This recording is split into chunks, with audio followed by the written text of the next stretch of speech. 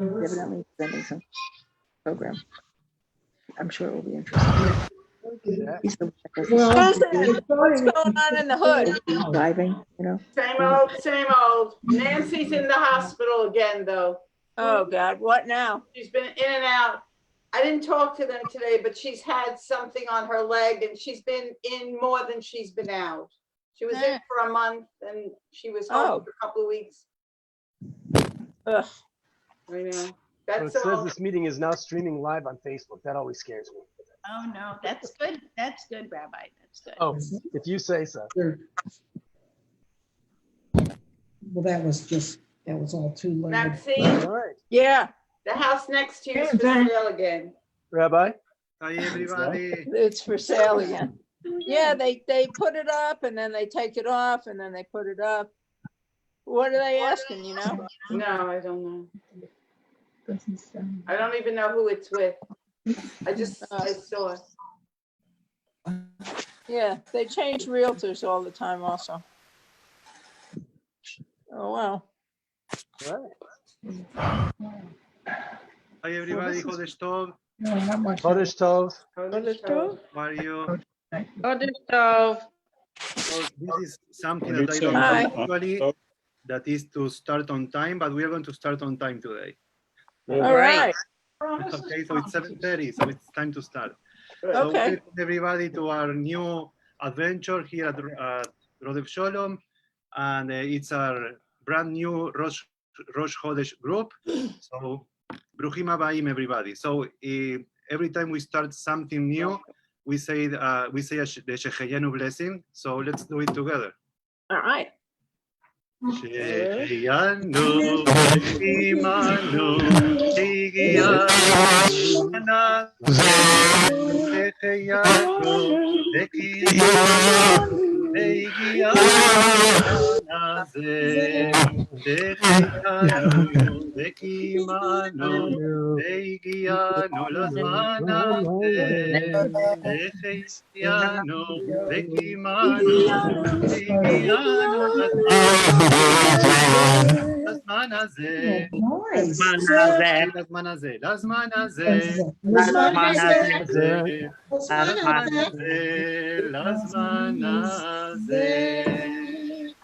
So we're going to start today because this is the first time that we are doing this. So we are going to start by just talking for a few minutes about what Rosh Chodesh is. Okay? So the Jewish nation is often compared to the moon. And throughout history, our light has waxed and waned. But even in total darkness, it has never been extinguished. So this is one reason why when the new moon appears for the first time in the night sky, this is one of the reasons why we celebrate. And this is what we are starting doing today. We are starting celebrating the Rosh Chodesh. Rosh Chodesh means the head of the new moon. And it's a 1 or 2 days celebration. And it's a celebration that is marking the start of a new lunar month. So usually Jewish month, they can have 29 days or 30 days. If the Jewish month has 30 days, we have 2 days of Rosh Chodesh. We have the last day of the previous month, and then we have the first day of the new month. And when the Jewish month has 29 days, You didn't see what it said there. it's right. When the Jewish month has 29 days, we celebrate Rosh Chodesh on the first day of the new month. Okay, so as you know, all the Jewish month or the Jewish holidays, they start at nightfall. Very good. So how do we know that when Rosh Chodesh is? So in ancient times, Rosh Chodesh was declared by the Beit Din, the Jewish court, and it was declared only when 2 credible witnesses testified that they had seen the new moon. So only after that, we knew that it was Rosh Chodesh. But since the 4th century, it has been determined by a preset calendar. So during the time of the Beit HaMikdash, the temples of Jerusalem, How do they celebrate it, Rosh Chodesh? They used to bring animal sacrifices to the temple, and the name of those sacrifices were musaf, that is additional offerings, and also they used to blow the shofar. And nowadays we don't have of course we don't have the temples of Jerusalem, but we celebrate Rosh Chodesh differently, but also in a meaningful way. And usually we celebrate Rosh Chodesh during our prayers, and we celebrate in the evening, in the morning, and in the afternoon during Mariv, Shacharit, and Mincha.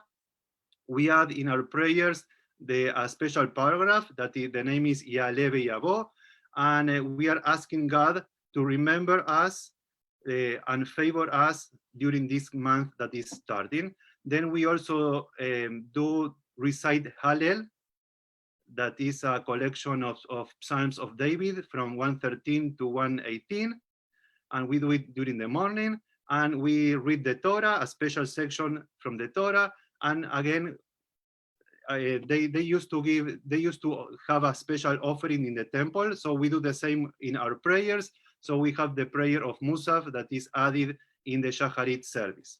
And before Rosh Chodesh, we have a special Shabbat that we call it Shabbat Mevarchin, and we have special prayers in the synagogue, and we are asking God that the new month that is going to start, that month is going to be just full of happy things and health and only good things. And how do we greet each other during Rosh Chodesh?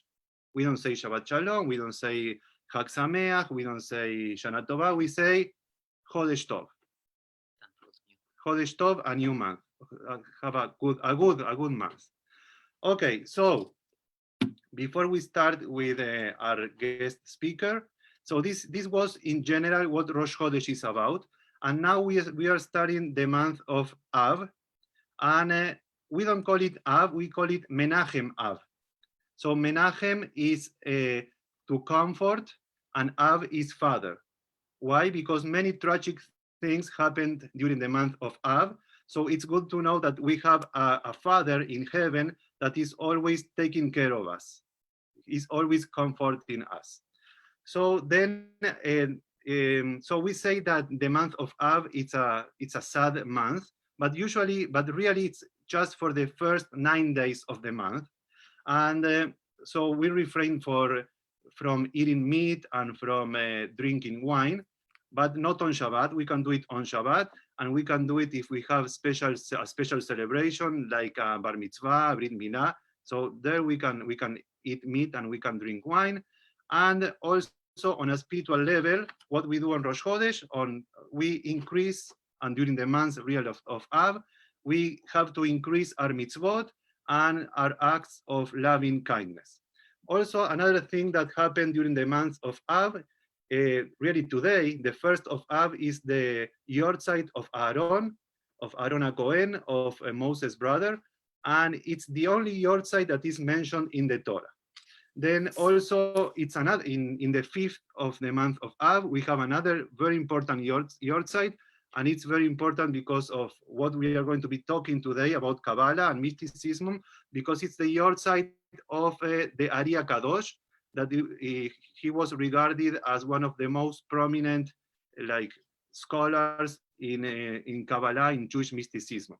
So then we have the 9th of Av, and many bad things happened during the 9th of Av.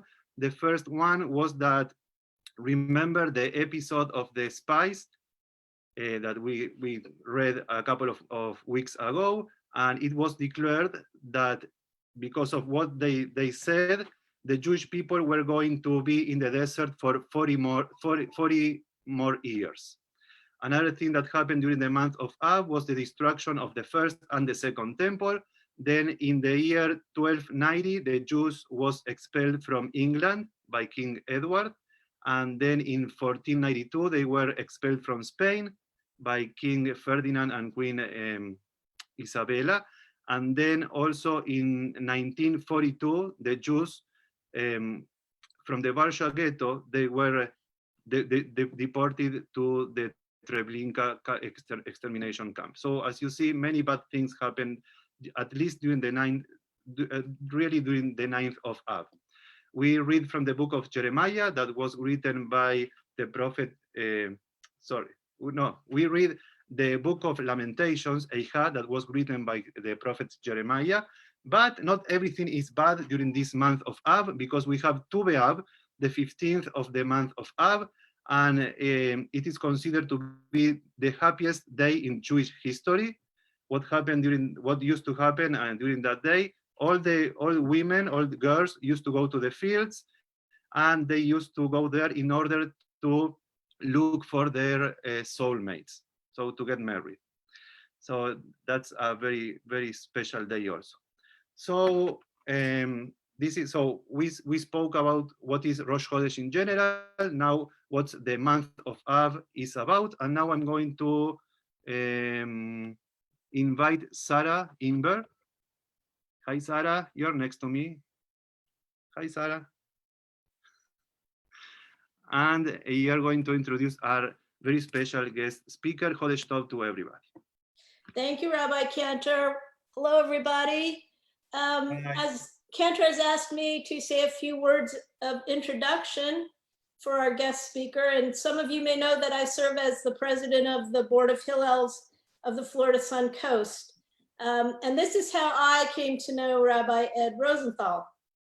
It was a little over 10 years ago that Ed came to Tampa after leaving Cornell University, where he served as executive director of Cornell Hillel, as well as the campus rabbi. And at that time of his leaving Cornell and considering his future, he knew that he wanted to stay a part of the Hillel International movement, but also was looking for a new challenge in his life. So the story goes that he went to the powers that be at Hillel International and he asked them which Hillel was the most underperforming in the system. And lo and behold, and fortunately, to our great fortune, that Hillel happened to be USF Hillel. After speaking with his wonderful wife, Mindy, who some of you may know, and after just coming through a very long, cold and snowy winter, they turned to each other and they said, let's do this. So some 10 years later, as a result of a lot of hard work in relationship building, one Hillel chapter became 3 as chapters at UT and Eckerd College were created. And a once floundering Hillel has become one of the most recognized group of Hillel chapters for its creative and innovative programming. Under Ed's direction, Scooby-Doo, our campus marine environmental initiative, was created. And Scooby-Doo has led us to our newest initiative known as Tikkun Hayam, Repair the Sea, which, as our mission statement declares, is to share the spiritual wonders of the sea from a Jewish perspective, as well as raise awareness of and encourage action to address the many threats facing the marine environment. So you may ask, how is this related to our topic tonight? Among so many other things, such as campus rabbi on 3 campuses, executive director of Hillels of the Florida Sun Coast, Ed also is a devoted Kabbalist who has taught courses at Eckerd College while still searching for the divine light, the Ein Sof. And so with that, here's a taste of Kabbalah and all of the cool stuff you never learned in Hebrew school, as presented by my dear friend, Rabbi Ed Rosenthal. Wow, thank you, Sarah.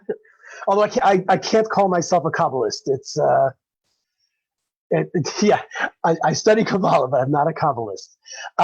First, I know some of you on the screen. That's very nice. Those of you I don't know, Sarah flattered me greatly. I don't know if that's really all true, but I thank you. My mother thanks you.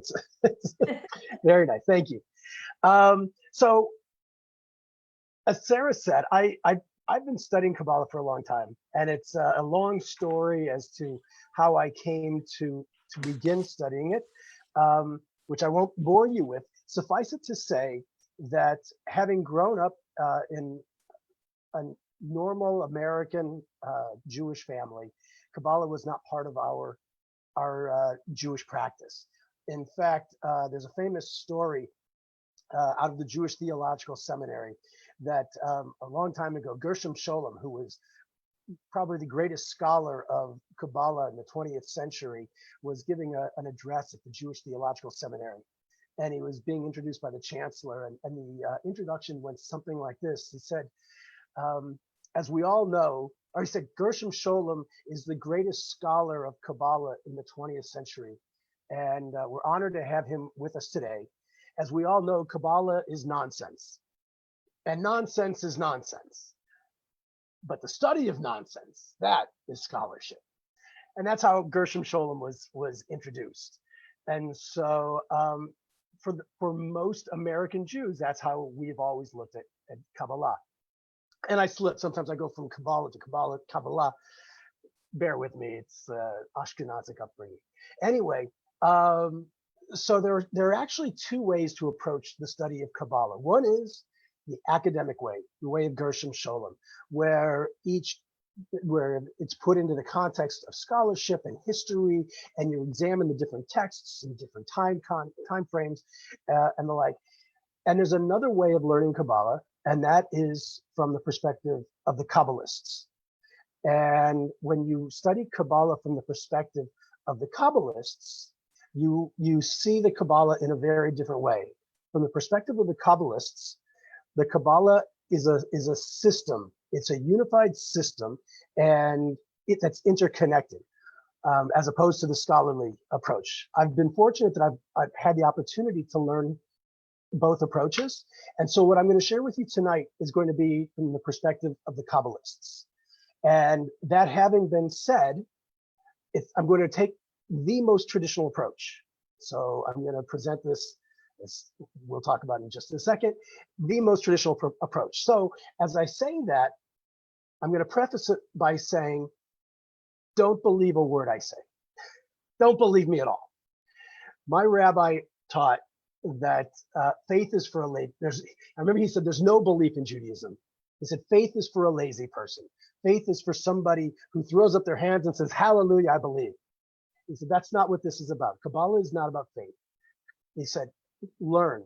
If it makes sense, incorporate it into your life. If it doesn't, you should live and do well and go on with your life. So don't believe anything I say. Listen, hear, take it in. If it makes sense, great. If it doesn't, say, yeah, you wasted an evening with Ed Rosenthal. So a few things before we get started. And actually, I don't know, Rabbi Cantor, are you the host this evening? Yes, we can unmute Allow me to share my screen? Okay. Yes. Yeah. Okay. You got it? Does that work? Oh, yes, I can. Great. Okay. So, if y'all can see that yet. The question is, what is Torah? Okay, we all know what Torah is, right? You can unmute yourself. Well, we can actually, if you want to talk, just unmute yourself and jump in. But what is Torah?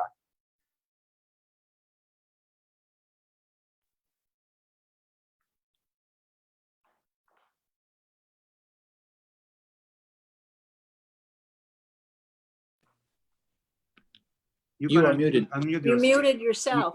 Each of you can unmute you. Sorry about that. I muted myself. The question is, what is Torah? So, and I also want to put out there that if any of you have learned anything that I'm saying tonight, please forgive my my repetition. I don't want to, just so bear with me if you've already heard a lot of this and some of it's repeated to you. So when we talk about Torah, when we talk about the Torah with the definite article, we're talking about the written Torah, the 5 books of Moses.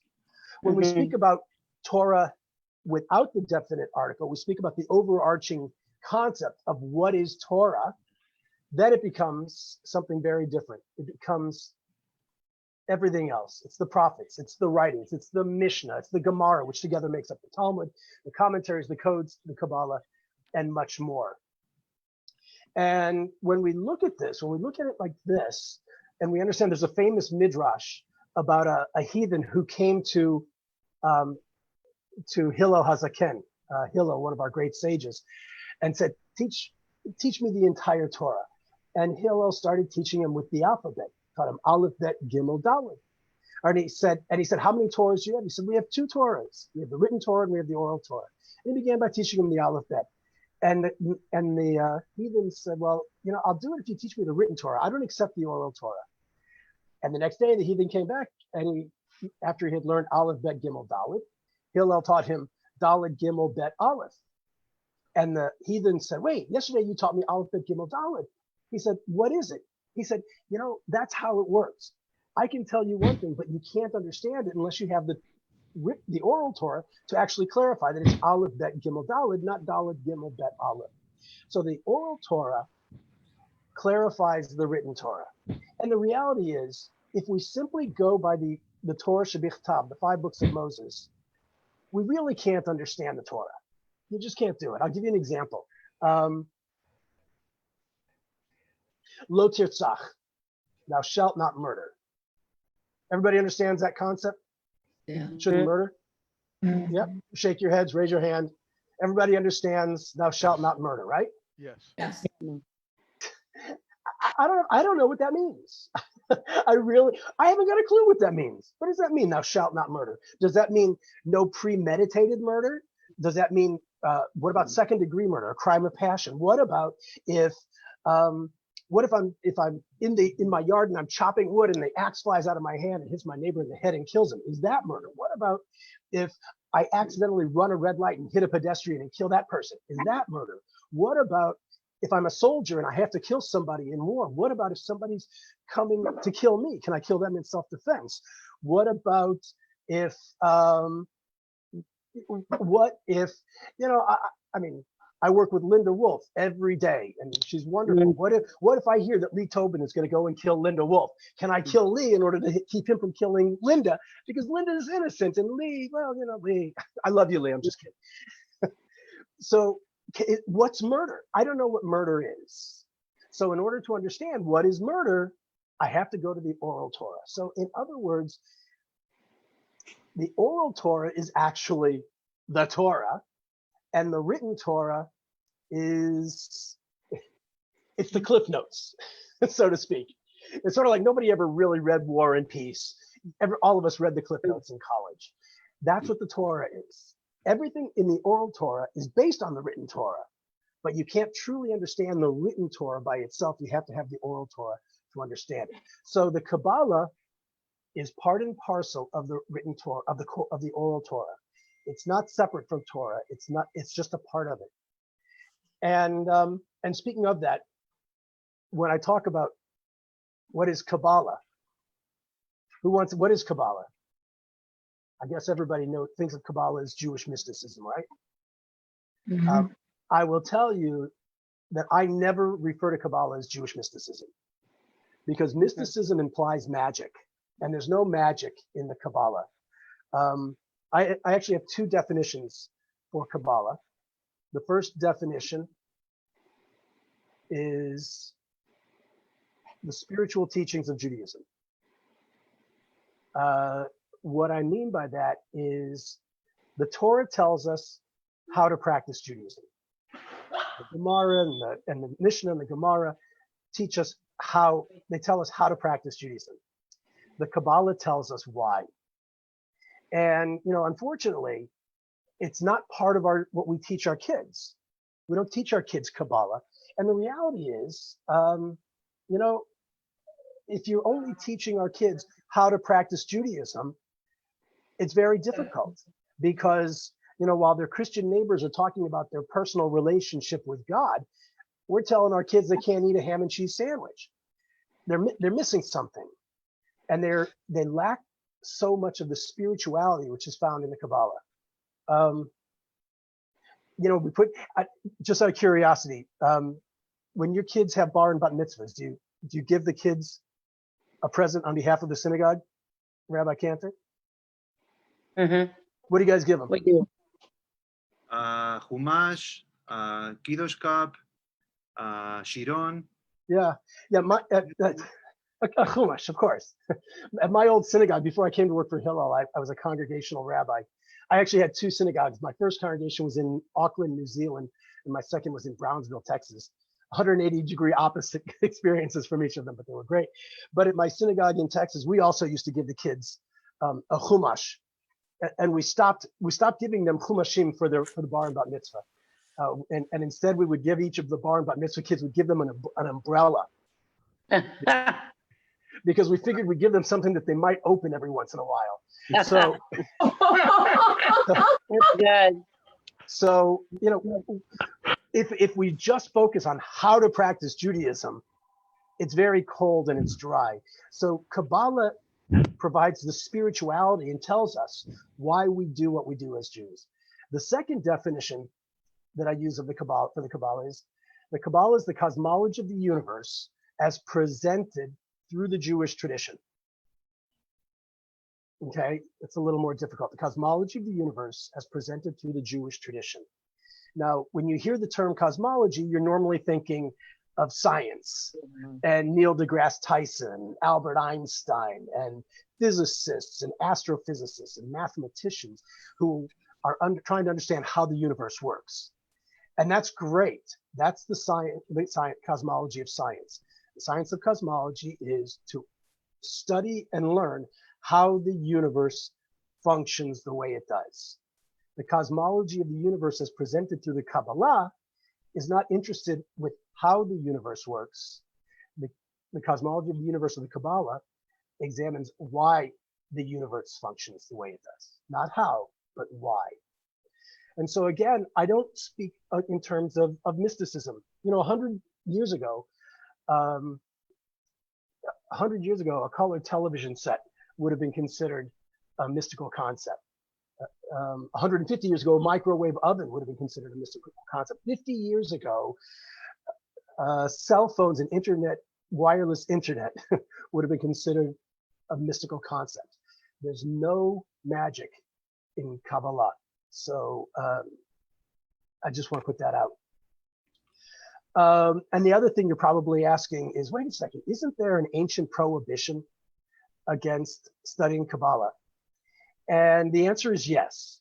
And I did neglect one thing, I'm sorry. When we talk about Torah from Sinai, the way Torah from Sinai works is, from the most traditional perspective, is that the written Torah was given to Moses. Moses is on the top of Mount Sinai for 40 days and 40 nights, and God dictates the Torah to him, and Moses writes down the Torah. At the same time, the traditional approach to the oral Torah is that God transmitted everything to Moses orally. The prophets, the writings, the Mishnah, the Gemara, the codes, everything was given to Moses orally. And then it was passed down. Moses, at the beginning of Pirkei Avot, it says that Moses received Torah from Sinai. He passed it down to Joshua, who passed it down to the prophets, who passed it down to the elders of the Great Assembly, and so on and so forth. And that it's passed down throughout the ages. And when it's on the verge of being forgotten, or when it's chronologically appropriate, the oral Torah teachings are written down. So in other words, Rashi, who lived in the 11th century, is considered part of the oral Torah, but he didn't write it down until the 11th century. From the most traditional perspective, the teachings of Rashi were passed down, were given to Moses at Sinai, and passed down the teachings. And it wasn't until Rashi was born that he wrote down all the teachings that had been accumulated that he eventually put down to paper. And that's how the tradition is passed on. And really up until modern times, I would say, for any rabbi to have authority in their teachings, it had to have been taught as having been transmitted from Moses at Sinai. So, so yes, there is an ancient prohibition, and the prohibition is that you have to be 40 years of age, you have to be married, you have to be a man, you have to be fully observant, you have to be a scholar in every aspect of Judaism. But then in 1540, a great rabbi, a Moroccan rabbi by the name of Rabbi Avraham Azulay, wrote a book entitled Orach Hama. And in Orach Hama, Rabbi Azulay said, from that point on, from 1540, or 5,740 in the Hebrew calendar, from that, or 5,400, sorry, 5,000, do my math, 5,040, yes, 5,400, sorry. From that point on, the prohibition is lifted. And he said, this is a teaching from Moses at Sinai. However, there are two levels of Kabbalah study. The first is referred to as Ta'amei Torah, the basic principles of Kabbalah. And the second is called Sitre Torah, the secrets of the Kabbalah. And according to Rabbi Azulay, from that point on, from 1540, Ta'amei Torah is open to everyone. The basic principles, everybody can learn according to Rabbi Azulay. Men, women, children, scholars, totally uneducated, observant, non-observant, everybody can learn the fundamental teachings of the Kabbalah. Sitre Torah, the secrets, is still under the ancient prohibition. And I will tell you, I know absolutely nothing of Sitre Torah. I know absolutely nothing. And I have no desire to learn it. You know, as that great sage Clint Eastwood said, the man's got to know his limitations. And I have no desire. I have no desire to learn it. And I'm okay with that. So that's how we approach what I'm going to share with you tonight is just Ta'amei Torah, some basic principles. And what we're doing, everything that we'll be talking about tonight, not everything, most of it, comes from there are three main texts of the Kabbalah. There are a lot more, but these are the primary source texts.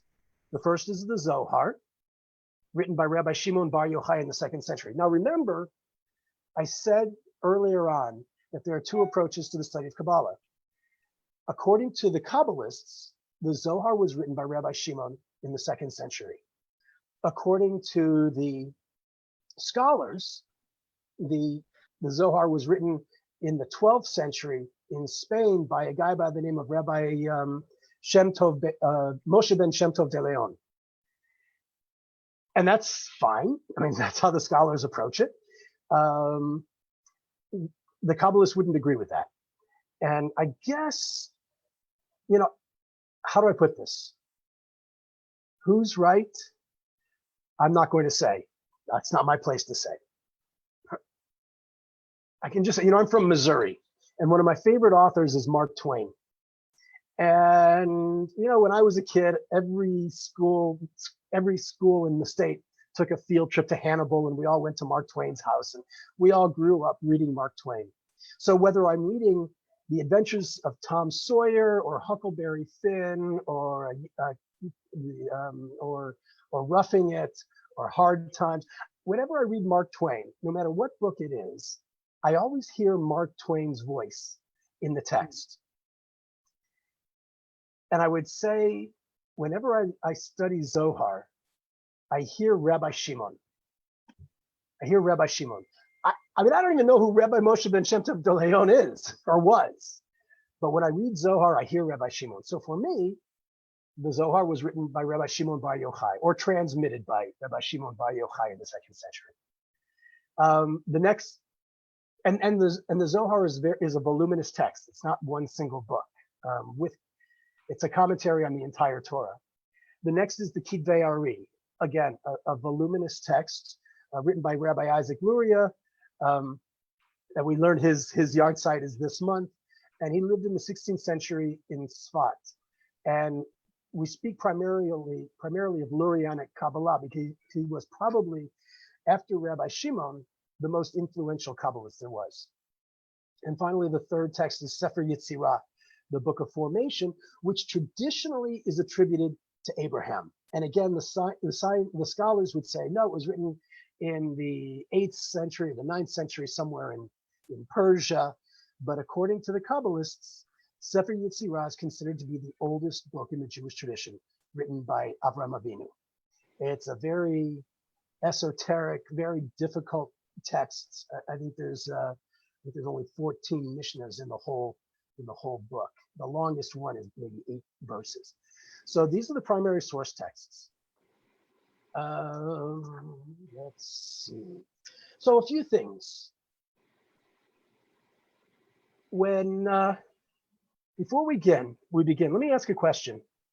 How does a human being learn or experience anything? And you can unmute yourselves at this point, because I'd like to hear what you have to say. How do we learn or experience anything?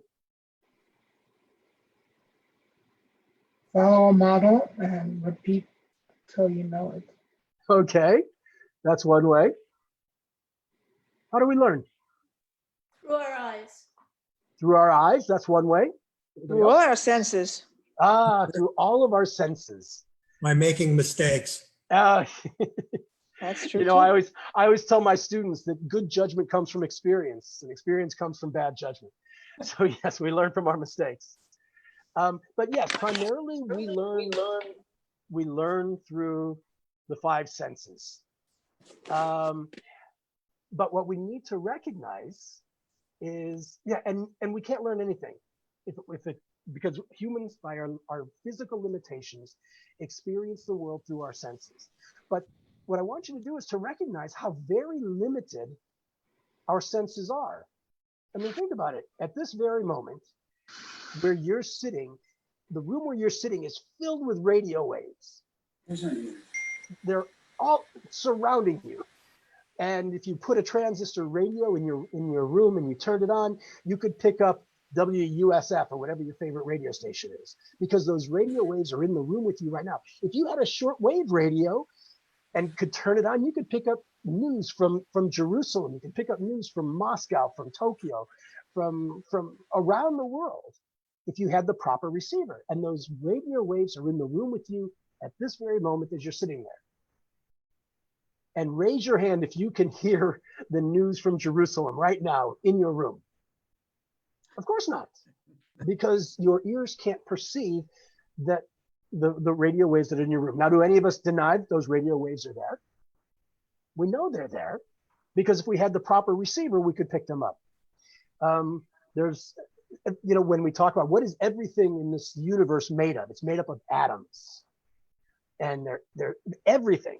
But you know what? You pick up a book, and it's a solid book, but it's made up of atoms. And the atoms are so small we can't even see them, and they're moving so very fast that we can't even perceive how fast they're moving. And I look at this book. Does anybody see any motion in this book? It's solid. There's no motion. It's still. But within this book, beyond the capability of our perceptions, there's so much motion there. In fact, they say that science tells us that if you could stop the rotation or the orbit, if you will, of the electron in an atom, that a physical object would disappear, because it's like 99% empty space. But we don't see it. We don't perceive it. The table, the chair that you're sitting on is all solid. But if you stop the electrons, they disappear, but we don't see. And you know, if we don't hear, we don't see, we don't feel. You know, my uncle, he should rest in peace, was a furrier in New York. And once he had me, I was visiting him, and he took me into the vault. This is years and years and years ago. And he said, "Here, let's have some fun." He said, "Close your eyes." And I closed my eyes, and he took my hand, and he said, "What do you feel?" And I said, "Oh, it feels soft. It must be a mink." He said, "Oh, very good. It's a mink." And then he took my hand, said, "Close your eyes again." He gave me something that was really scratchy. I thought, who would put this in a coat? And he said, "Open your eyes." And it was a raccoon pelt. And then he said, "Close your eyes again." And I closed my eyes again. And he said, "What do you feel?" And I didn't feel anything, nothing. And he said, "Open your eyes." And I opened my eyes, and my hand was totally covered in a chinchilla pelt. It was so soft, I couldn't even feel it. So our senses, that which help us to perceive the world around us, are limited. We don't perceive everything that's there.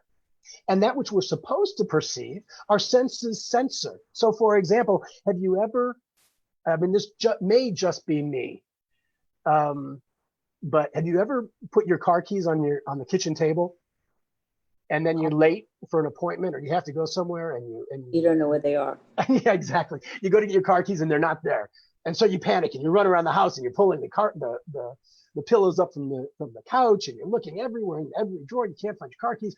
10 minutes later, you're looking there on the kitchen table. Poof, there are your car keys. They were right in front of your eyes. My other favorite one, if you ever get up early in the morning before anybody else is awake, you're sitting in the kitchen and you're having a cup of coffee and you're just relishing the quiet in the house, and you're saying, "Oh, this is so nice." And all of a sudden, the motor of the refrigerator shuts off. You ever had, and you say, "Oh my God, that was so loud," but we didn't even hear it. So our senses censor that which we are supposed to perceive. And so I guess what I would present to you in all of this is that, you know, in our modern perceptions, it's the old thing, I'll believe it when I see it. Well, I think what the Kabbalah has taught me is that just because we don't perceive something doesn't mean it doesn't exist. You know, other than this nebulous concept of God, you know, which I'll believe it when I see it. But once we recognize that our perceptions of the world are limited, then we can begin to open up to some of the teachings of our traditions, especially the Kabbalah. And as I said before, the Torah tells us how to live as Jews, and the Kabbalah tells us why. These are not separate from each other. They work in tandem. And it creates a complete system. Oh, and the other thing, Kabbalah is not an orthodoxy. It's important for you to remember that. Kabbalah is not orthodoxy. Kabbalah is a methodology. The Talmud says that there are 70 faces of the Torah, like a multifaceted diamond. The singularity is in the source, the stone itself, but it's cut with 70 facets. The totality of Torah is what binds it all together. So don't think that these don't go hand in hand. Okay, so I was going to get into, when I was talking about just because we don't perceive it doesn't mean it doesn't exist. And I was going to talk about the Kabbalah's perception of God. And I hope I can do this. I'm just going to scratch. You know, what I'm doing this evening is I'm condensing a 10-week course. And I apologize because I will do a very poor job of that because there's no way to condense 10 weeks into an hour and a half. But according to the Kabbalah, and when you learn, from the perspective of the Kabbalists, all of this is given by God to Moses at Sinai. And again, don't believe me, I'm just presenting what the tradition teaches. So according to the Kabbalah, and the teachings that are found in the Zohar, in Sefer Yetzirah, when they speak about pre-creation, the context has to be that if these are written by humans, then they are simply the opinions of those rabbis who wrote them down. If they are given by God, then it's presented or revealed by the only entity which was present before creation. If that makes sense to you. Everybody follow me on that? That's the most traditional approach to the Kabbalah. Again, don't believe me, just presenting the tradition. So according to the Kabbalah, before our physical world came into existence, there was what is referred to as Ha'or, the light. And the light is an infinite, endless emanation of energy that contains within it everything that ever is, was, or ever will be in its non-corporeal state, in its spiritual state. In other words, the spiritual essence of everything that ever is, was, or ever will be was contained within the light. And the essence of the light is to share, because the nature of light is that light emanates out. It gives. If you're in a darkened theater and you can't see anything, if you strike a match, even if you're in the farthest back row, you can still see the light from the match because light emanates out. So the Kabbalah teaches that the light contained everything and its essence is to share, to give. And it's perfect. It's absolutely perfect. There is no lack within the light. And its essence is to share. There is, however, a problem. And what is the problem in that scenario? Anybody want to venture a guess?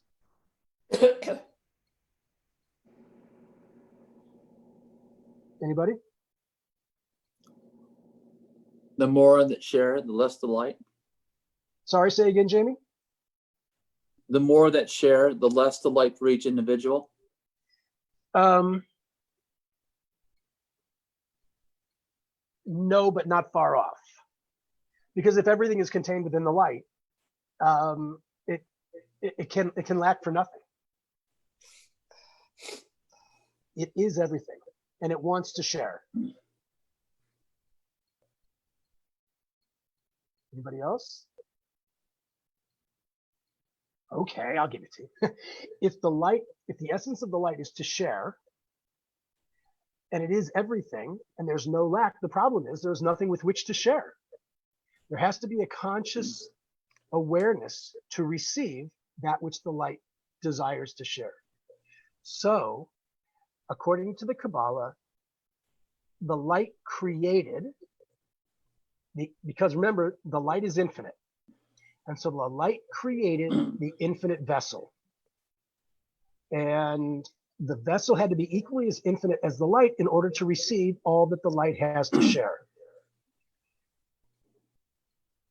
And so if you think in terms of infinite light of sharing, infinite vessel of receiving, this entity that exists, and so the light created the vessel. And according to the Kabbalah, that is the only act of creation that ever took place. Everything else following that one initial, the light creates the infinite vessel, everything subsequent to that is simply cause and effect. So the light created, the infinite light created the infinite vessel, and they exist simultaneously. Infinite light of sharing, infinite vessel of receiving, and it's referred to as achdut, infinite oneness. Light of sharing, vessel of receiving, and that entity is referred to by the Kabbalah as the Ein Sof, the infinite. You may have heard that term. You may have heard the term the Ein Sof. Ein Sof by itself means nothing. You have to understand it in the context of the infinite light and the infinite vessel. If you want to put understandable terms onto this concept, you can think of the light as God, although I'll put it out there, I don't really care for that term, because the term God itself is already tainted. Okay, I just still have this terrible. You know, because God, you know, my mother, she should rest in peace, thought God was an old man with a long white beard on the top of Mount Sinai. And I told her, I said, Mom, I was there. Trust me, he's not. So when we, even to say the word God, anthropomorphizes this concept and almost puts it in a human form. So the Kabbalists think of God in the context of the light. The infinite vessel you can think of as the infinite soul. And at this point in time, the infinite light vessel, and I shouldn't have said this point in time, because according to the Kabbalah, the Ein Sof exists beyond the context of time as we know it. Infinite light of sharing, infinite vessel of receiving, together the Ein Sof. And it was a perfect harmony. The vessel fulfilled every possible desire, the infinite light fulfilled every possible desire that the vessel had. But there's cause and effect following that creation. And within the vessel, something developed. You know, if you take a cup of a glass and you pour cold water in it, the glass becomes cold because it takes on the properties of that which fulfills it. If you put hot coffee into a mug, the mug becomes hot because the vessel takes on the qualities of that which fulfills it. And so as the infinite light fulfilled the desires of the infinite vessel, the vessel took on the characteristics of the light. In other words, what developed was a desire to share, to be like the light. But the problem is, what's the problem? The vessel cannot share because the light has everything. So there's nothing with which the vessel can share. Here's this desire to share, but it can't fulfill the desire. And the effect of that is what's known as lechem bizayon, the bread of shame. If you've ever been in a situation where somebody gives and gives and gives, and you are not able to reciprocate. In my old synagogue, I had a member of the congregation who we would go horseback riding. It was in South Texas. We would go horseback riding one day a week. And we would meet at this little cantina in South Texas and we'd have breakfast. And then we'd go horseback riding. And he would never let me pay for breakfast. And every time I would try to pay, he would yell at me and say, no, no, no, you're the rabbi. You shouldn't pay for breakfast. And after a while, I felt ashamed. I didn't want to have breakfast with him because I really felt like I was just taking from him and I couldn't give him anything in return. And I finally told him that. And he said, you don't realize what you are giving me by having breakfast with me every week. And that made it a little more bearable. But what happened within me is what happened within the vessel. It's called lechem bizayon, the bread of shame. And that's the sense of receiving without having earned that which you receive. And so in order to remove the bread of shame, there was only one thing the vessel could do. What do you think that might be? Anybody? Break apart. Sorry? Break apart. Yes, but before you break apart, it had to do one thing. And what it did was, it was called tzimtzum. It restricted itself. It cut off the light. It stopped receiving the light. And when it stopped receiving the light, what happened was basically a short circuit, you might say. And it shattered. It's what's referred to as shvirat kelim, the shattering of the vessels. So you're right, Sarah. It broke apart. And what happened was, according to the Kabbalah, there was an explosion when the vessel shattered of infinite proportions. And what's fascinating is this is what was taught 2,000 years ago in the Zohar. And it wasn't until the 20th century that Stephen Hawking and what was the other guy who got the Nobel Prize with him? Hofstadter, where they came up with the Big Bang Theory, where they said that time began with an infinite dot that exploded and expanded into our universe. So what science calls the Big Bang, 2,000 years ago, the Kabbalah referred to as the Tzimtzum. And what happened was, when the vessel shattered, all of those infinite desires took on physical characteristics. And by taking on physicality, it gave the vessel something to overcome in order to earn the light. And so according to the Kabbalah, this universe exists because, as I said before, the infinite vessel was the infinite soul. And each, according to our tradition, that's us. Each one of us, not just us, every physical object in the universe is a physical manifestation of the infinite vessel. And this physicality is what gives us the ability to earn the light, to reveal the light in this world. And we do that by being like the light. No more, I just receive. Freely receiving fulfillment from the light is no longer possible. Now we have to earn what we receive, to remove the bread of shame. And so to reveal the light, to be like the light, to earn the light, we have to be like the light, which means we have to give, we have to share, we have to do good. We have to, by following mitzvot, the mitzvot are tools which allow us to reveal the light. And by doing that, we reveal the light for the world. And basically, the best way I can put it is, when we reveal the light, we nourish our souls.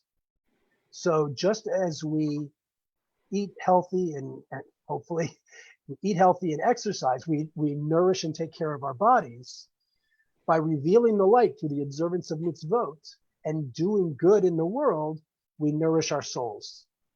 So that's a fundamental approach. And again, I forgive me, because I've tried to cram into 20 minutes what I normally spend 4 weeks teaching. So I apologize that I've given an incomplete picture, but just to give you a basic understanding that the Kabbalah sees the concept of God far beyond what most of us imagine. And when it's that concept of the Ein Sof and the infinite. Oh, and just because the vessel shattered doesn't mean that the Ein Sof doesn't still exist. The approach to the Ein Sof from the Kabbalah is like an onion. Each subsequent layer develops beyond itself. So according to the Kabbalah, the Ein Sof, the infinite light of sharing, infinite vessel of receiving, still exists. And the shattering of the vessel, the vessel is there, the light is here. But how do we perceive our world? Through the medium of our five senses. Even Albert Einstein said, reality is merely an illusion, albeit a persistent one. We don't perceive the light, but remember, just because we don't perceive something doesn't mean it's not there. And that's how the Kabbalah approaches the nature of God, the light, the vessel, the Ein Sof. Just because we don't perceive it doesn't mean it's not there. And by behaving like the light, we reveal the light. Okay, concept number one, the Kabbalistic understanding of God. Forgive me for being so simplistic and not giving you a complete picture. Maybe another time we can go more in depth. Another Kabbalistic concept, creation and the age of the universe. You know, I work with college students. So we've got a fundamental problem because every Shabbat we say, Torah Hashem Tamiman Mishinat Nafesh. The Torah of the Lord is perfect, reviving the soul. Now, if the Torah of the Lord is perfect, we got a little problem because according to that perfect document, the universe is 5,700 and almost 80 years old. Okay. Now, if I had a nickel for every time a college student said to me, the Torah begins with a fairy tale, why should I believe it? If I had a nickel for every time I heard that question, I could retire tomorrow. It's a problem. It's a problem because, I don't know about y'all, but I saw Jurassic Park. 5,780 years is a stretch. So how do we deal with this? How do you deal with the age of the universe? Anybody?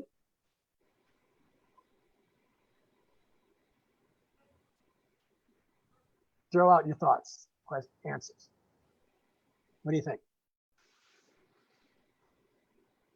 How do we come to grips with the fact that the Torah, which is supposed to be perfect, is 5,780 years old? Or that the universe is 5,780 years old.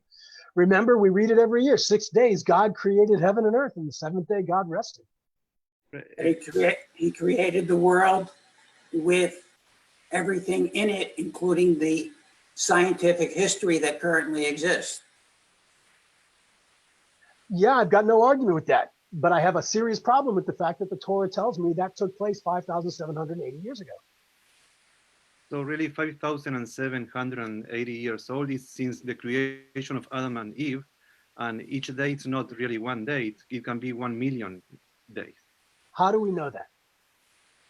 You're going to say why. Very good. Remember what we discussed early on. The Torah, the written Torah and the oral Torah go hand in hand. So it's a fundamental principle. If you don't make sense, remember, don't murder.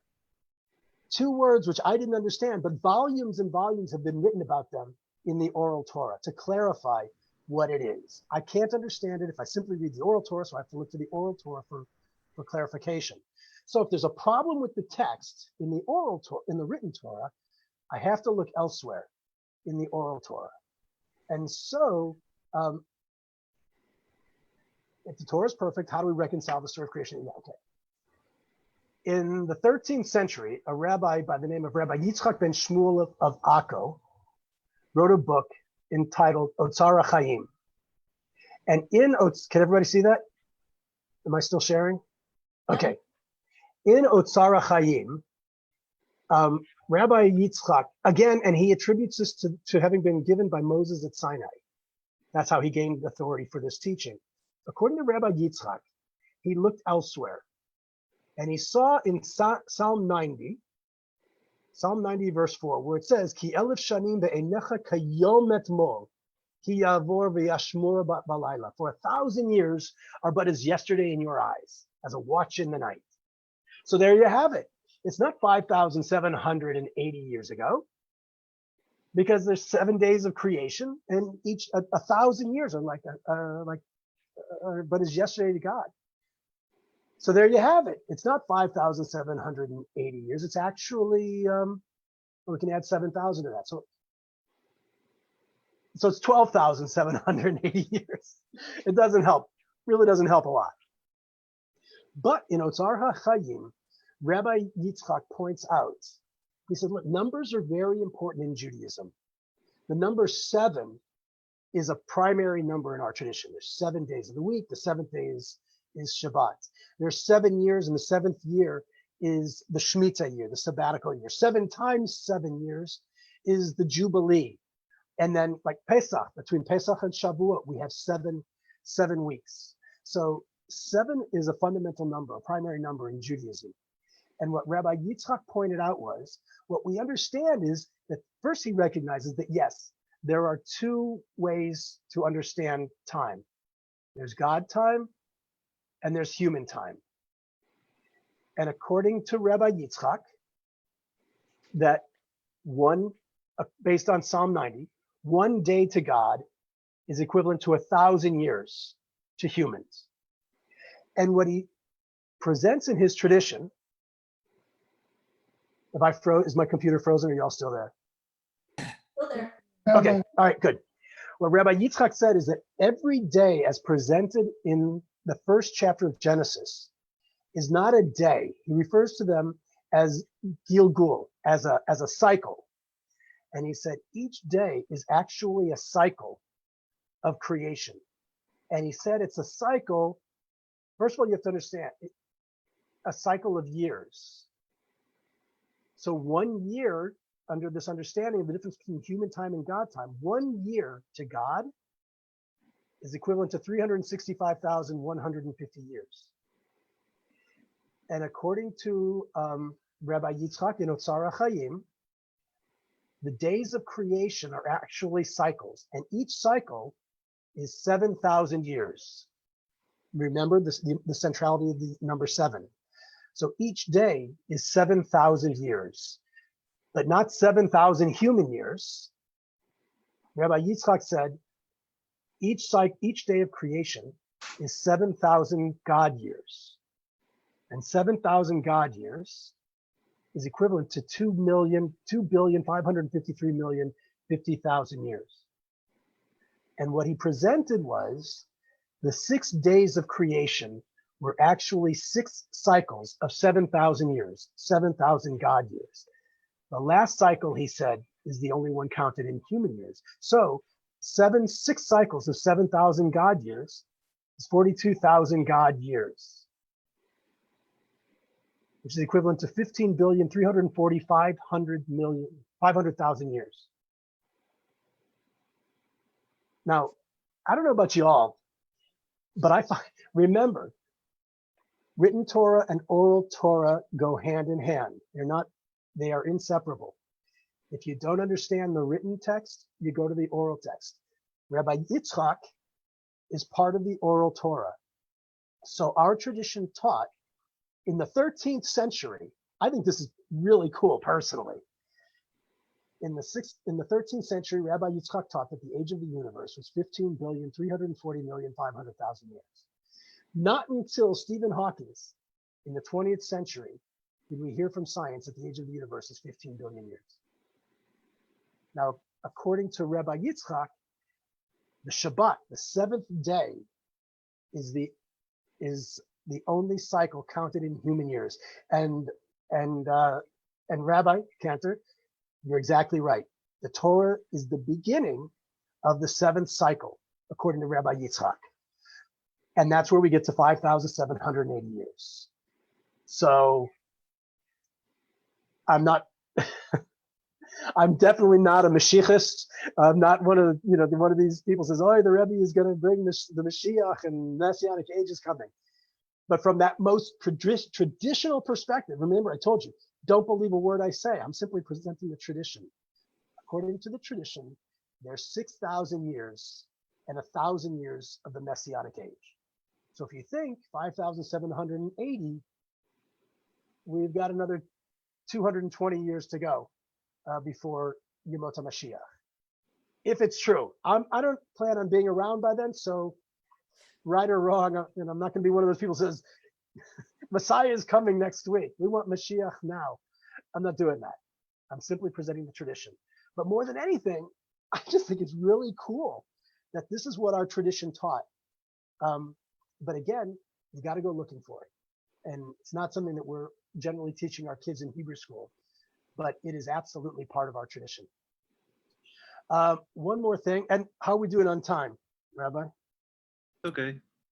We have to what, 9 o'clock or 8:30? We have till midnight. Happily. Another thing I wanted to, oh, sorry, I lost. Oh, what did I do? Gosh, oh no. Linda. Sorry, I'm just so accustomed to calling on Linda when I have problems with my computer. Linda, what did I do? Do Command 0 on your. Sorry again, what is it? Command 0. Is that Control 0? Oh yeah, or Control 0. Oh, very good. Thank you. Is that you? Who said that? Eduardo? Is that you, Jamie? Eduardo. Sounded like it. Oh, Eduardo, thank you. Oh, to find a job for this guy. He's got one. He's got one. Oh, okay, never mind then. So another concept that I wanted to talk to you all about that the Kabbalah addresses, but that most of us have not been exposed to.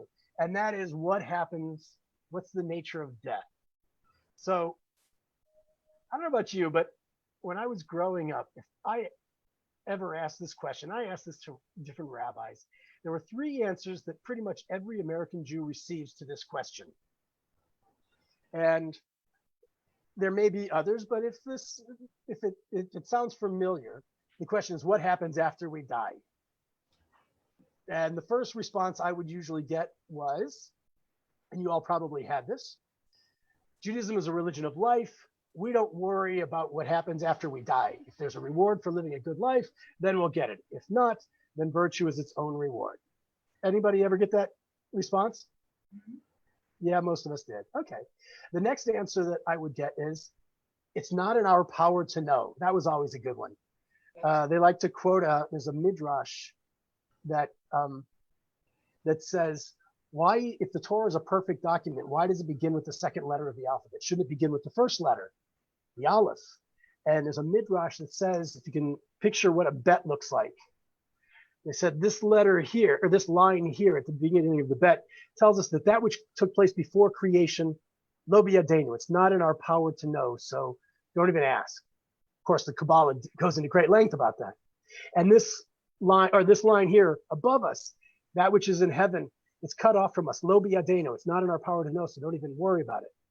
And this line here, that what happens after we die and we're in the ground beneath us, lo biyadenu, it's not in our power to know, so don't even worry about it. So what should we be concerned with? Bereshit bara Elohim et hashamayim et haaretz, the Torah. That's all we should worry about. So it's not in our power to know, so we don't even ask the question. And the third response I would usually get, what happens after we die, is, you only get one shot at this life, live it well, then you're food for the worms. So that's basically what I was always taught when it came to the question of what happens after we die. And then we get into Bubba Misa Judaism, which I always liked. My mother used to tell me when I was a kid that her father said that after we die, we go to heaven, and heaven is like a big room where God is sitting around the fireplace. And if the better a person you've been, the closer you are to the warmth of the fire. I grew up in Missouri where it gets really cold in the winter. Just where you get closer to God and the fire. And if you're not a good person, you end up in the back row freezing. So, we all have our family Bubba Misas of what happens after we die. But just like Rabbi Yitzchak ben Shmuel of Akko's teaching with regard to the age of the universe, if the Torah is perfect, if our tradition is supposed to give us answers, because the reality is, what is a religion if it doesn't provide answers? I mean, yes, the fun is the search, but if it doesn't provide answers to help us live our lives better, to get a better understanding of who we are and what the purpose in our life is, well, then what good is it?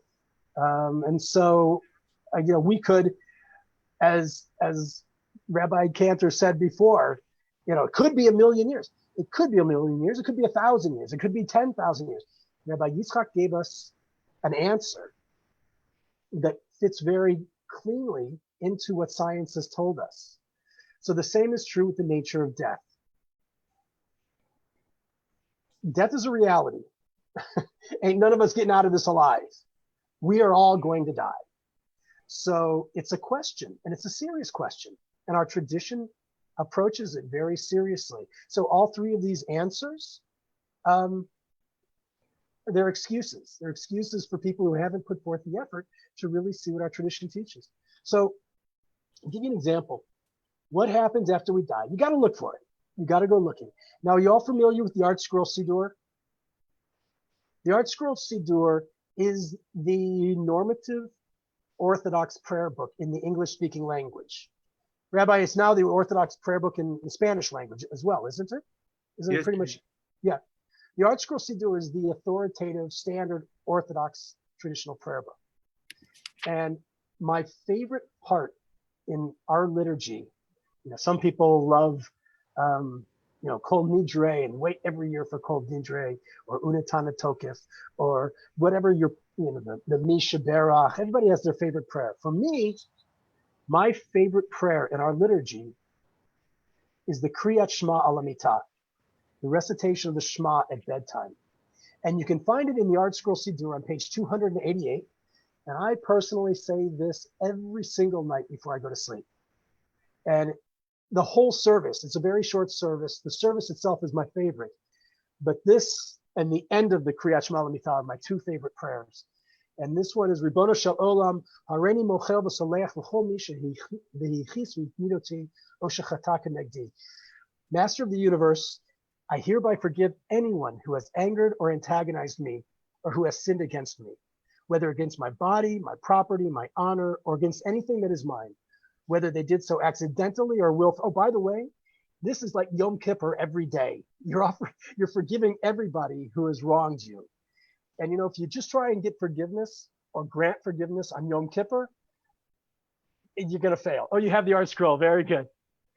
You're going to fail if you just try and do it on Yom Kippur. But when you say this every single day, trust me, eventually it works.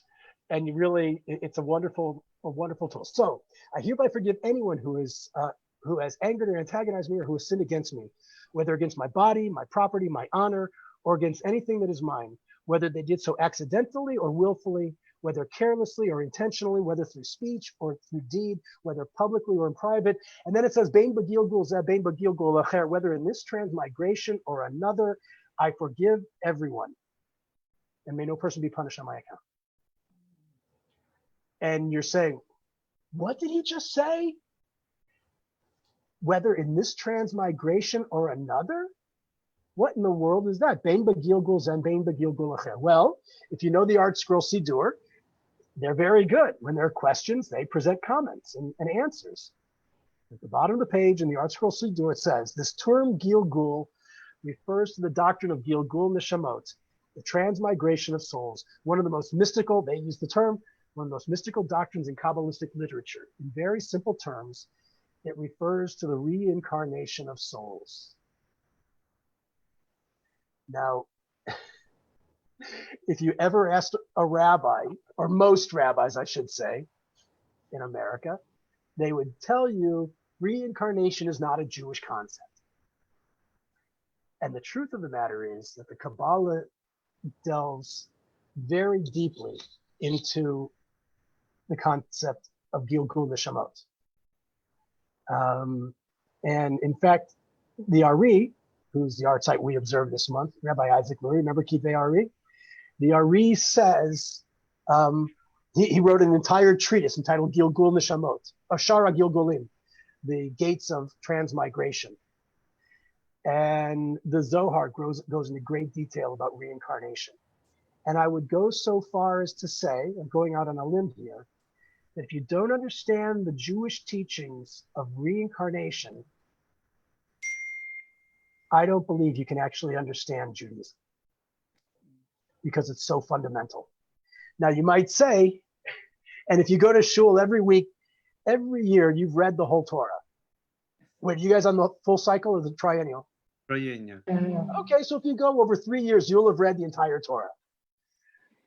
And I can tell you, I've read the whole Torah, and I can tell you that nowhere in the Torah does the term Gilgul Neshamot, can you find the term Gilgul Neshamot? Nowhere. So the question becomes, if Gilgul Nishamot is not in the Torah, and the Torah is the Cliff Notes, and the oral Torah clarifies the Torah, how do I find it? Where do I find mention of Gilgul Nishamot in the Torah? Anybody? No? All right. Well, I'll tell you where you find it. You know, if I was to look for myself personally, and this isn't a hard and fast answer, but for myself personally, you know, the whole Torah is important. I would say the most important section of the Torah is probably the 10 Commandments. For me, I'm not saying for everybody, but for me. And not because it's the 10 Commandments, because we all know there's 613 commandments, not just 10. So, I mean, yeah, these are the 10 biggies, but they're not the only ones. The reason why the 10 Commandments, in my opinion, are so important is not because of the 10 Commandments themselves, but because the nature of how they were given. If you look in the book of Exodus, and I should have it in front of me, but I don't, so I apologize. The Torah text states explicitly that Moses is on top of Mount Sinai, and all of the people are standing at the base of the mountain. Now, we're told that there are 603,550 men over the age of 20 who could go out to war who were present. Figured that each one of those 603,550 men had at least one wife, maybe 2.4 children, who knows? Suffice it to say, there were a lot of people present at Sinai. And the Torah states explicitly that Moses is on the mountain, the people are at the base, and God descends to the top of the mountain in a pillar of fire. And the mountain is engulfed in smoke and flame, and there's thunder and there's lightning, and the mountain quakes, and there's the sound of the shofar. And then it says, God spoke with a voice, and all the people heard it. What makes this passage so important is that it's the only place in any religious tradition, Jewish, Christian, Muslim, Buddhist, Sikh, Hindu, Baha'i, Brahma, Kumari, makes no difference. It's the only place in any religious tradition where collective revelation takes place. In every religion, in every religious tradition, the deity speaks to individuals. God spoke to Abraham, God spoke to Isaac, God spoke to Jacob, God spoke to Moses, God spoke to Aaron. Maybe in a pair, God spoke to Moses and Aaron, God spoke to Jesus, God spoke to Muhammad, to Buddha, whomever. It's always done in the singular. This is the only instance where the text says God spoke with a voice and all the people heard. Now, that generation of Sinai, well, wait a second. I'm going to digress very quickly. You know, I'm from St. Louis, and my grandfather, he should rest in peace, had a poultry store. He went into the business with his father. It was H. Hosted and Son Poultry. It was at 5432 Delmar Boulevard in St. Louis. If any of you from St. Louis, you know that's near the Loop.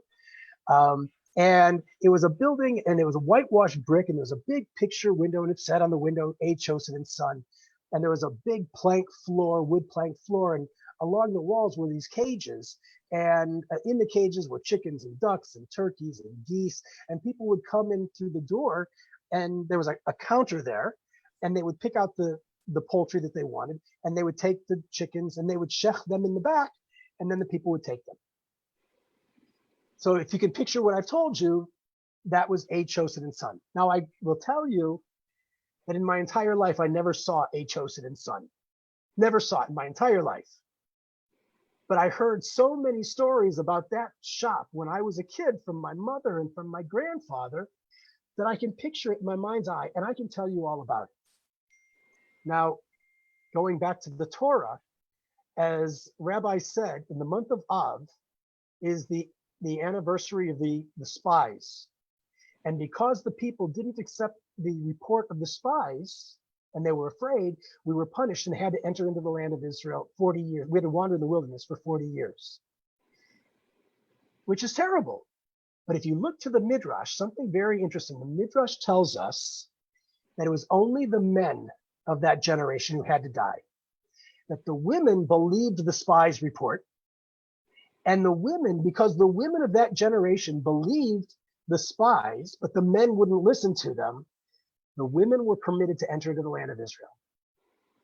And just as my mother told me stories about Chosid and sons, when the generation of the wilderness went into the land of Israel, their mothers went with them and told the stories to them and told it to their grandchildren.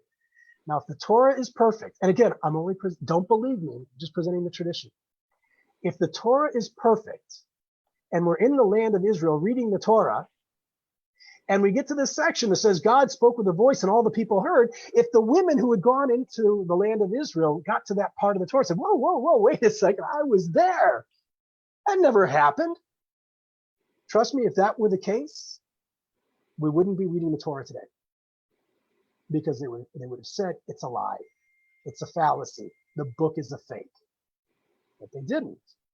So the concept of collective revelation is so important, and the reliable transmission of that tradition is fundamental to our understanding. So, to the 10 commandments. The first 2 commandments, not a command, it's a statement.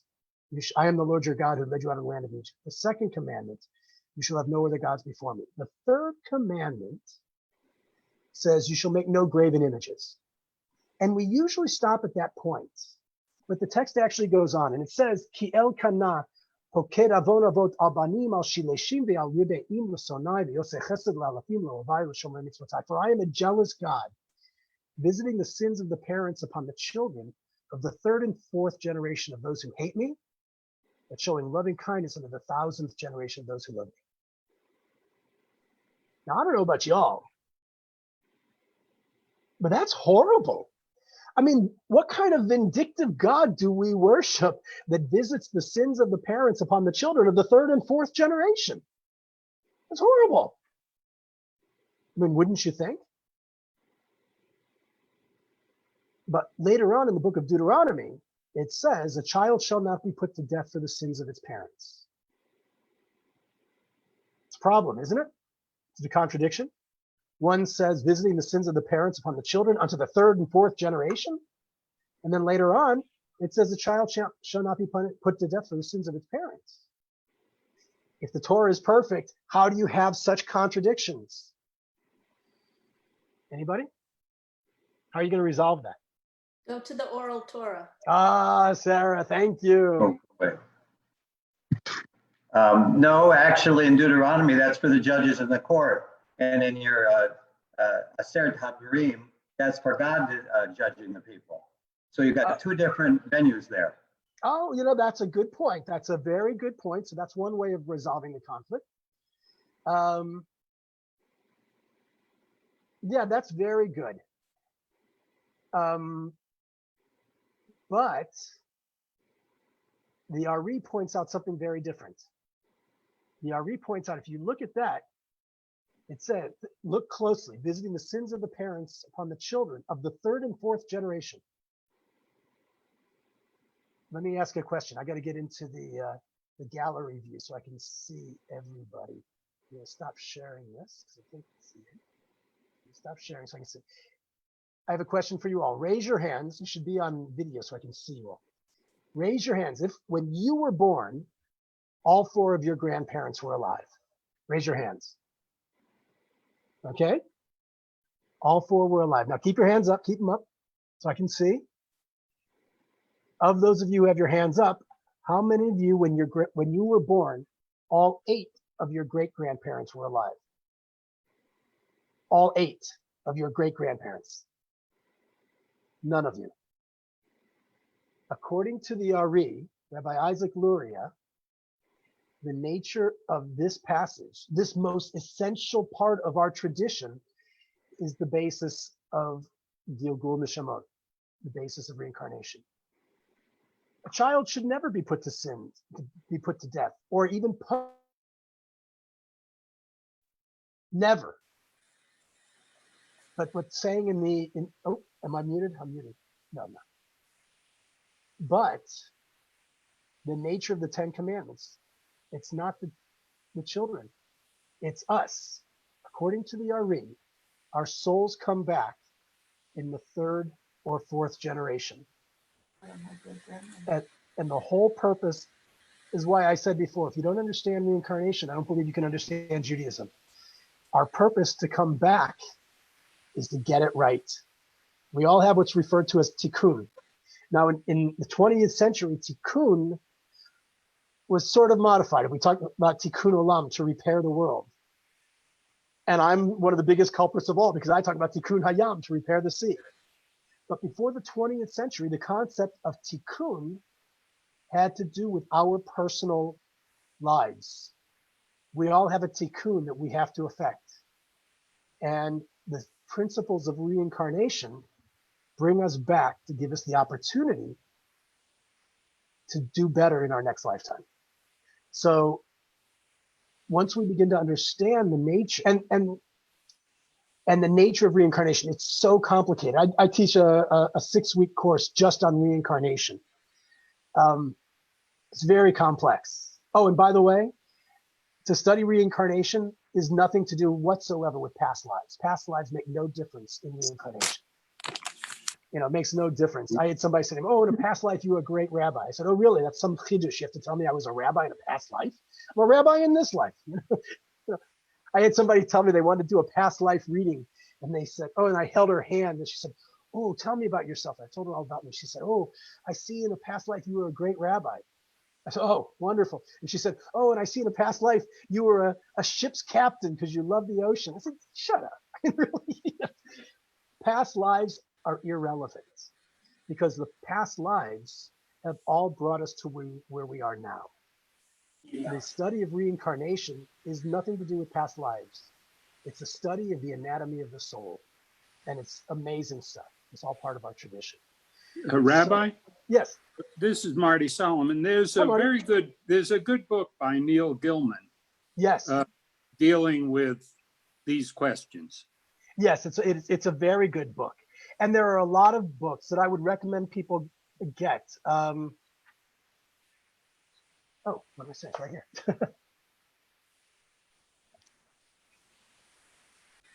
Yeah. Yeah, you can get David Wexelman, The Jewish Concept of Reincarnation and Creation, based on the writings of Rabbi Chaim Vital, who was a student of the Ari. So there are a lot of books out there that you can get. Unfortunately, we just haven't been exposed to them. And Neil Gilman's book is very good. This is more of a traditional approach, and there are several like that, but I would highly recommend you read it because it's going to open your eyes to a whole nother dimension of our tradition. So I was going to go into one other thing, but I see that we're technically, I'm supposed to stop at 9 o'clock and I don't want to take up all of your time. I guess I can do this one while standing on one foot. Yeah. Well, no, let me take that back. I won't do it. I was going to go into astrology because most of us think that astrology is something that is just for pop culture in the newspaper. But in fact, the first mention of astrology is found in the Sefer Yetzirah, the Book of Formation, as I said before, that's attributed to Abraham. And so, the old pickup line, "What's your sign?" It's funny because there's actually tremendous teachings about astrology in Judaism. And interestingly enough, do you all know what sign you are? Everybody know your sign? I'm a Cancer. You know your sign? Virgo. You're a Virgo. Call out whatever your sign is. Call out your sign. Aries. Non-Scorpion. Aries, Scorpio. Which life? Which Gemini. life? Gemini. Okay, here's a question for you. Are any of you on the cusp? I don't know. No. Yes. Sanity. Oh, Paula, Linda, you're on the cusp, Linda? I'm on the cusp. What is your birthday? August 24th. Yep, you're on the cusp. So what are you? I consider myself a Virgo. Okay. Do y'all know what the cusp is of the astrology? And the in between? Yeah, yes, because it's the 24th or 25th of the month. The star sign for someone born on 15th of November is Scorpio. Whichever day born. So the thing is, do you know why the cusp exists? You'd like to know? Yeah. The reason the cusp exists is because is because check out any star signs horoscope. well, the reason the cusp exists is because they're trying to fit a square peg in a round hole, meaning they're taking the Gilgul HaMazalot.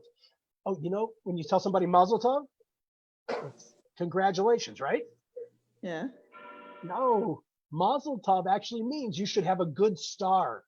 Gal HaMazalot is the signs of the zodiac. It's the zodiac cycle. So you're telling some Mazel Tov, you should have a good sign. And the reason why there's a cusp in the zodiac is because they're trying to fit the zodiac into the solar calendar, into the Gregorian calendar. The first time the signs of the zodiac are mentioned is in the Sefer Yetzirah. And remember, the Torah tells us about Abraham, where God tells Abraham, go out in the night and number the stars. Abraham knew the stars. And so the reason there's a cusp is because the original Galgal HaMazalot is based on the Hebrew calendar, not the Gregorian calendar. So your sign is based on your Hebrew birthday. So very simply, Elul, from the first to the last day of, well, we're in Av, so we should do from the first day of Av to the last day of Av, you are a Leo. From the first day of Elul to the last day of Elul, you are a Virgo. From the first day of Tishrei to the last day of Tishrei, you are a Libra. And you can look at the signs, and they're all within. So, for example, Tishrei is Libra. What's the symbol for Libra? Anybody remember? Scales. Sorry? Scales. Yes. A little more specific? Balance. The scales of justice. What takes place in the month of Tishrei, everybody? Tisha B'Av? No. Yom Hadin. Yes. Rosh Hashanah and Yom Kippur. That's my birthday. What's the month of Nisan? It's Aries. What is Aries? Pesach. It's a ram. Pesach. Pesach. I mean, the zodiac is based in Jewish tradition, but we haven't been exposed to it. It's all part of our tradition. Anyway, I could have gone long, and I'm rambling, and I haven't allowed for any questions because I've just been talking too much. Anybody have any questions, comments, thoughts? You can unmute yourself, or I don't know how this works with the chat and everything. Anybody has any questions or thoughts? Comments? Is Kurzweil's book on Kabbalah for dummies a good starting point for us dummies? No,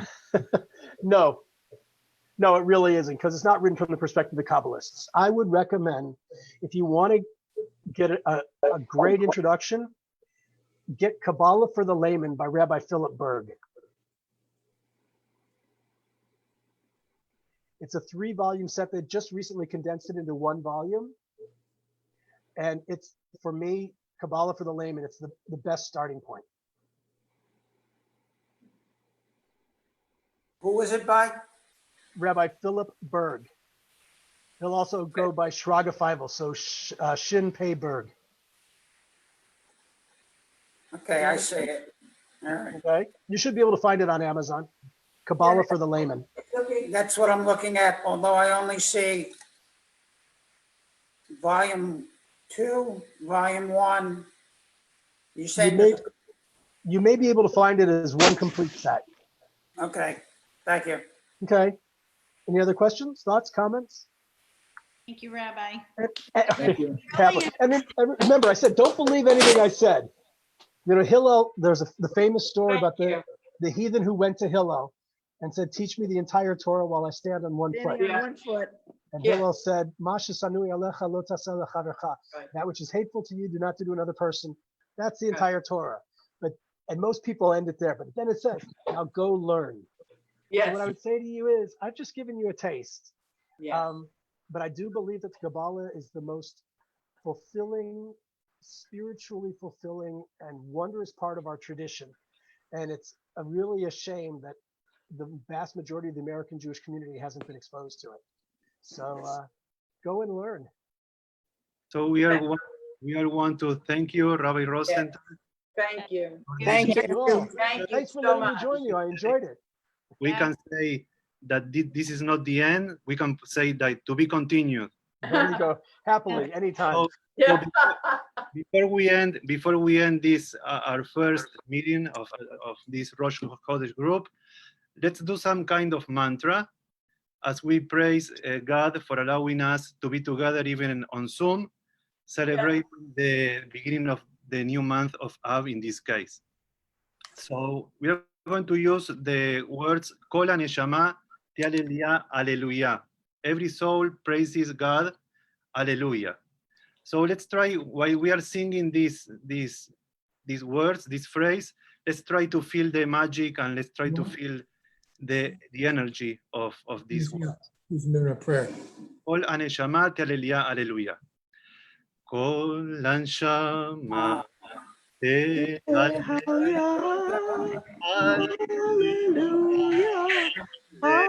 Hallelujah. Oh, Hanshama. Hallelujah. Hallelujah. Hallelujah. Kol Hanshama. Hallelujah. Hallelujah. Kol Hanshama. Hallelujah. Hallelujah.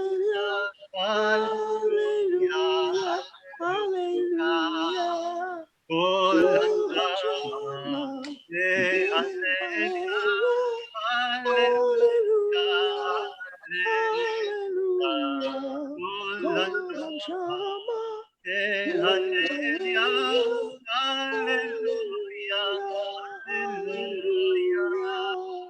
יהי רצון שתחדש עלינו חודש אב לטובה ולברכה, לששון ולשמחה, לשלום, לאחווה, רעות ואהבה, לעבודה ויצירה, פרנסה וכלכלה, לשלוות הנפש ובריאות הגוף, לחיים של דרך ארץ ואהבת תורה, לחיים שימלאו בם, משאלות ליבנו לטובה, כן יהי רצון. May the month of Av be a month of blessings, blessings of goodness, blessings of joy, peace and kindness, friendship and love, creativity, strength, serenity, fulfilling work and dignity, satisfaction, success, and sustenance, physical health and radiance. May truth and justice guide our acts and compassion, temper our lives that we may blossom as we age and become our sweetest selves. May it be so, and we say together, Amen. Amen. Now, yes, we are going to end. And you know this phrase, Simen Tov Mazel Tov? Yeah. As Rabbi Rosenthal said, the translation is, may there be a good sign and a good fortune for us and for all Israel. So he's talking about astrology. And this is Amen. Mazal Tov. So let's end with singing together that we all know. Simen Tov Mazel Tov. Simen Tov and Mazel Tov. Simen Tov and Mazel Tov. Simen Tov, Simen Tov, Mazel Tov, Mazel Tov. Mazel Tov, Simen Tov.